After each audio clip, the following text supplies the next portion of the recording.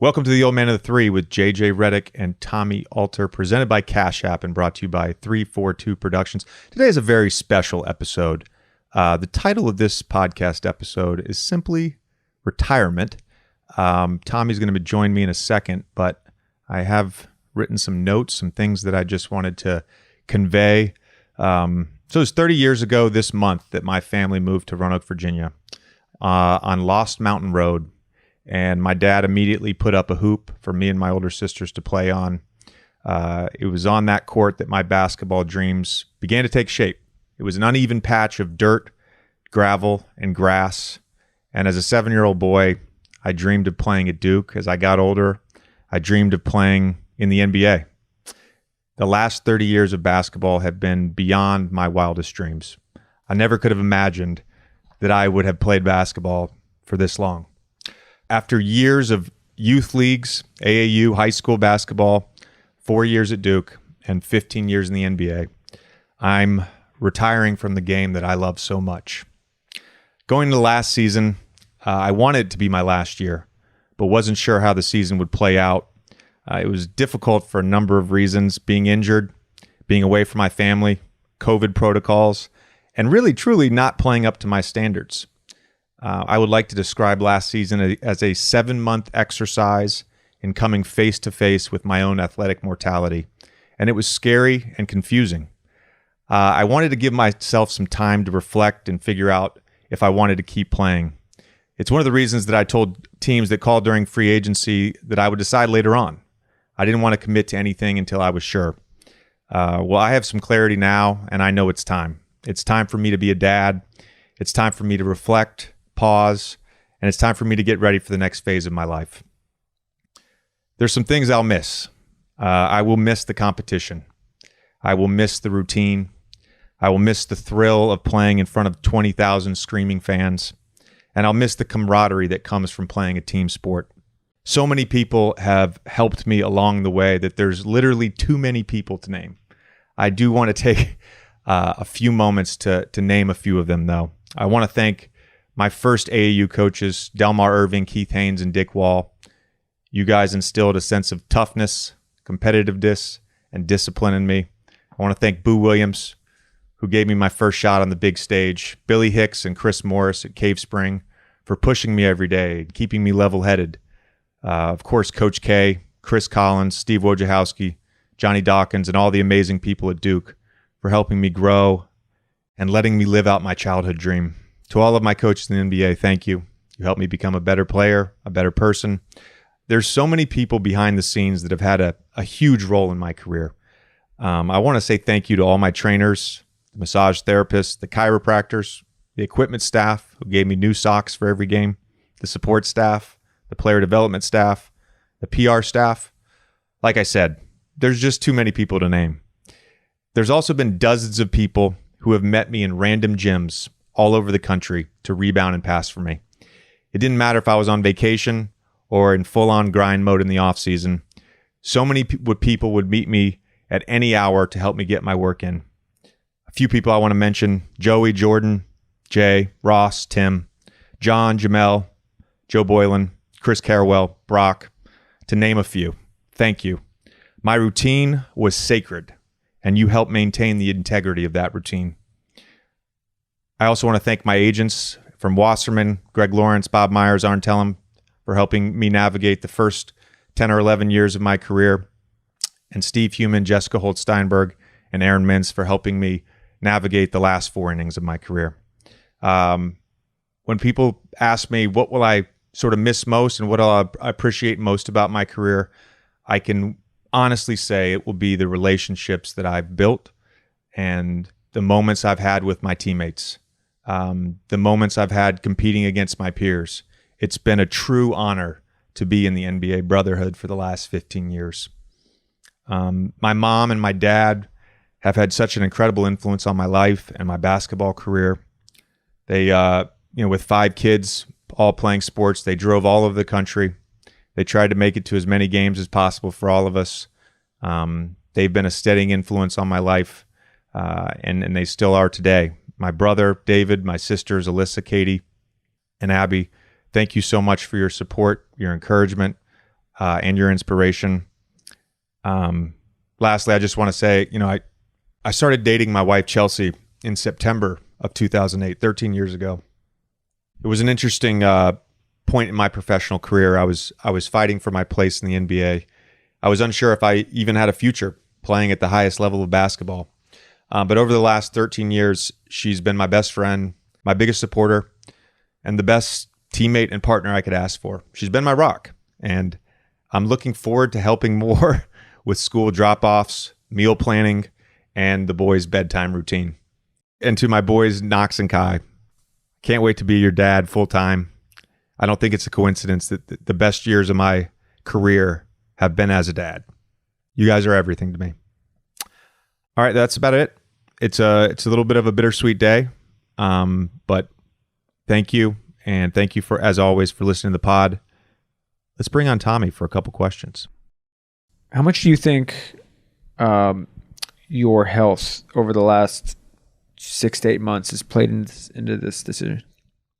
Oh, it's a huge factor for sure. I mean, at my age, 37, this surgery that I eventually will get, it's a major surgery, and there's no real guarantee that I could perform. It's an Achilles injury. Surgery. Cleaning up my Achilles, some tearing in my Achilles, and shaving my heel bone, drilling a hole into the heel, and then reattaching the Achilles. It's a real surgery, and I'll get it eventually.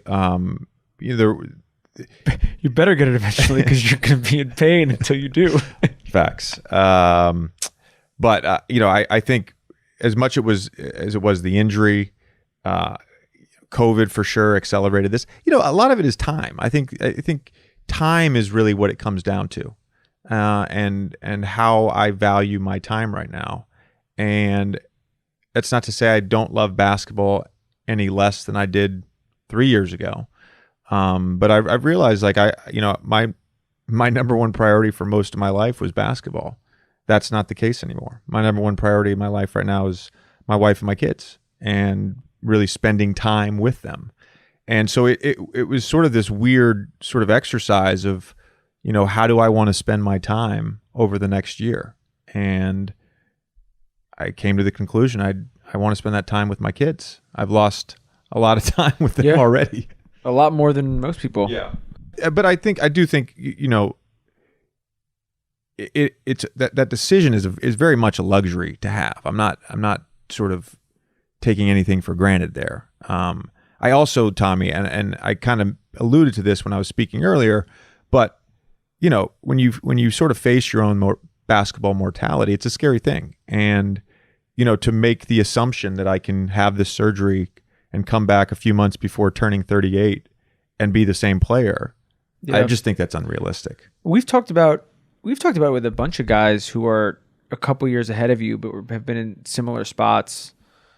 I'm thinking about like D Wade, for example, about everybody comes to this in their own way, but you still have to face it, because the reality is no one's playing in the NBA when they're 45 years old. Yeah. You know what I mean? So it's when that comes to you and how it comes. And some people are probably quicker than others at realizing it and understanding it. But it feels, I mean, correct me if I'm wrong, but it feels like just a deeply personal internal process in terms of coming to grips with everything. Yeah. Like I said, I mean, I knew back in November that there was a very good possibility that 2020, 2021 would be my last season. And it took me, close to 11 months to come to that conclusion that I was ready to retire. And I think it's important to note for, the hundreds of NBA players, the thousands of professional athletes currently playing, the tens of thousands of professional athletes that have retired. So much of our identity is wrapped up in being an athlete. And so as much as it is, it's hard to let go of something you love. It's hard to let go of something that's such a big part of your identity. I don't even know what it's like on the other side of being a retired NBA player, an ex-professional athlete. Yeah. It's scary.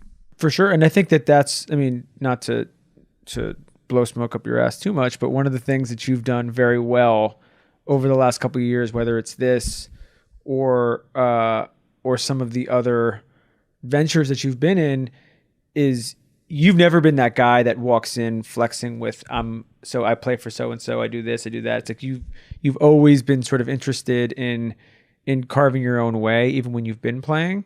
And I'm going to ask you sort of next, like what, besides the family stuff and besides, getting yourself kind of like mentally situated in this, new era, what you're excited about. But you've always been somebody that is like, I want to challenge myself to do this. I remember there was a point, I don't think it's happening anymore, but there was a point where you kept being like, I'm going to business school, I'm doing this, I'm doing that, and da-da-da. And it's like, it's not necessarily that you like had this dream to go to business school. It was like, I want to see whether I can do it. And that I think is unique, not just among basketball players, but among a lot of professional athletes, and really just, I think, professional people in the spotlight who are used to becoming well-known and rich and successful in one specific thing. It's very, very hard to all of a sudden give that up. Yeah, so a few things. Number one, I am signed up to take the GMAT later this year. I should mention that.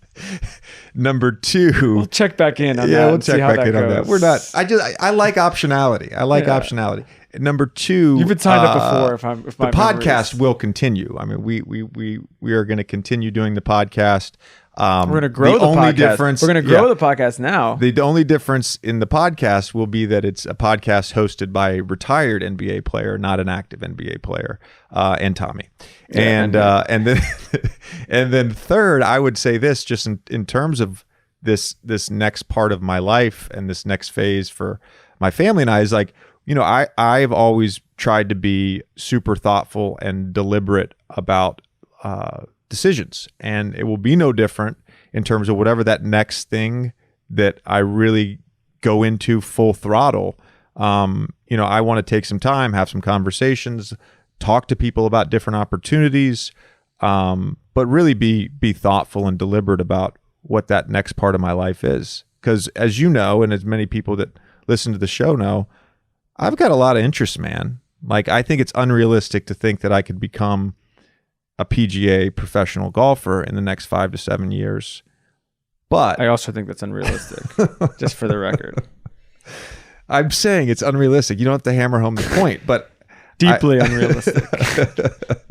Deeply unrealistic. I actually took a lesson this morning, and I like the guy who's been teaching me, like, sometimes I feel bad for him because I'm just like, man, this guy's got to be so frustrated with my golf swing right now. It comes. This guy's and goes. just cash the check. I don't care. Still hasn't billed me. I don't know why. Not frustrated. I'm just teaching this guy a lesson. I'm just going to keep it moving, and that's it. But no, I would say, like, I'm unsure of like what my next career is. Yeah. I'm going to take some time to just reflect and enjoy the last 15 years in the NBA, and when I'm ready for that next full throttle thing, I'll dive in. And by the way, the way that the world is changing now, it's not necessarily, I mean, your personality is sort of hardwired to go all in on things when you do them. I mean, even us with this pod and the pod network overall, part of why it works and why it's successful, and there are a lot of different, no shade to anybody else, there's a lot of different people that have tried to do this over the years, and some of them have done it with varying levels of success. But part of why we've been able to develop whatever success we've had is that you're committed to it. And so you're doing them even, never on game days, but you're doing them throughout the season. You're checking in all the time. And that level of commitment, is why you'll be successful at any of these other things. But there is also we've talked about this before, but like, this is also a great time to chill. You know what I mean? It's like, It's like the goal now is not to be like, oh, I was doing this incredibly intense thing that I'm one of the 50, 60 best people in the world at doing. So now I got to go find another thing that's like that, because that's going to be fucking hard. Like, there's not, that doesn't happen overnight. No, I hope I do find something that brings that. I don't know that you'll ever find something like playing a professional sport, especially a professional team sport. But I do hope I find something that I'm super passionate about, that gets my competitive juices flowing, and that, the thing is too, as an athlete, like, so much of our stimuli is physical. Yeah. And I always talk about this with NBA players, like, the best NBA players are also the smartest NBA players. And so much of this next part of my life is like, where can I find intellectual stimulus, as opposed to just the physical part. And that's exciting. And what's exciting, I mean, the other exciting thing about that, and, I think 342 is an example of this, but there are other things you're involved in, there's other things that we're both involved in or whatever, from a business standpoint that do have that stimulus that are not physical. Yeah. But I think, we always talk about like the similarities that, whether it's athletes who play different sports or athletes and musicians or whatever have, but there's a lot of similarities between athletes and business people. We've talked about that with a few people in the leadership series in terms of, how they, both their competitiveness, how they look at the world, how they, can be single track minded on one mission, on one goal. And so I think figuring out different ways to plug that mental energy into spaces like that. And obviously we're going to do that with this here. But that's going to be fun. Like that will be a thing that will be a thing that is exciting because, you're in a weird way. It's like when you're not reliant on physical things you can't control, sometimes it can be more exciting in a way because there's always going to be things outside of your control, but your Achilles breaking down is not something you could do anything about. There really isn't. It's not like you can work your way out of it or talk your way out of it. That's a thing that just happens. And so everybody, from Kobe on down has dealt with this, at various stages of their careers. And so it does make that next, sort of move that much more exciting. Yeah, no, I think you bring up one thing, and just to sort of reiterate and encapsulate this whole thing is like, there's not a one why. There's not a one why of why it's time for me to retire. There's a bunch of them, and you factor in all that stuff and you weigh them and you reflect and you question it and you change your mind 62 times between June 7th and today. But then you get to a moment, and that was for me 10 days ago, where it's crystal clear. And that's really the reason why. Again, I just want to thank everybody for always, for listening to the pod, for supporting the pod. And I do want to say, like, I know I'm not Stephen Curry. I know I'm not LeBron James, but I recognize like there is a group of people out there who have followed my career from Cave Spring, from Duke, who bought my Duke jersey, who bought my Magic jersey, who buy my trading cards. And like, I think it's the coolest thing in the world. As